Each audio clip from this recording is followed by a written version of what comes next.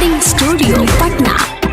खबर दीदी के हमारा बतावन हो, लड़का बुझी न हमके पटावन हो। ये क्या कर रहे जीजू, हटिए ना। खबर दीदी के हमके बतावन हो, लड़का बुझी न हमके पटावन हो। कि जनी धर बरियारी हो चोट लागता। ए जीजू तोहर देखे में मोट लागता।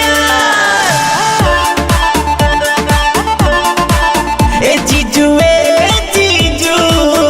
तोहर देखे में मोट लागता।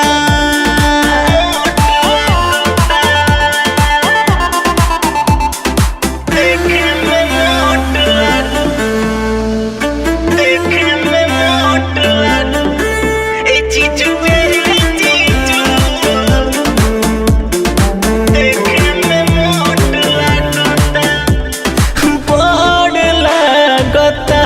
जीजू हो बड़ी डर लगता।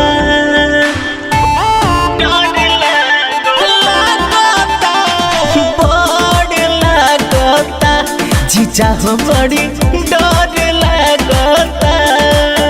पीला पानी फाटल तोहार ओठ लागता। ए जीजू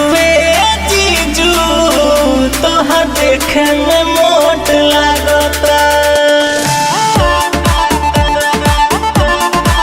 ए जीजू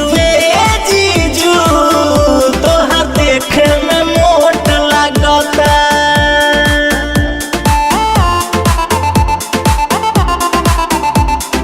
देखे में मोट लागता, देखे में मोट लागता।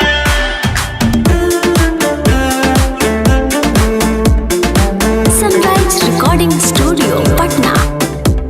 अलंग दिहला दब लालू हो मन कइला खरा।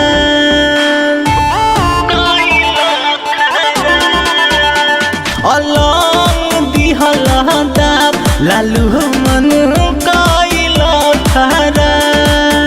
दिल में संदीप तिवारी के खोट लागता।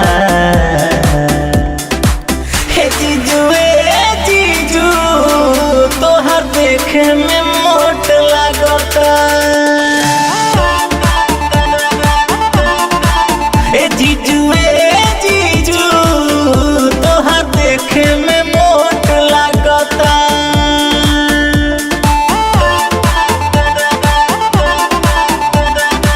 Sunrise recording studio Patna.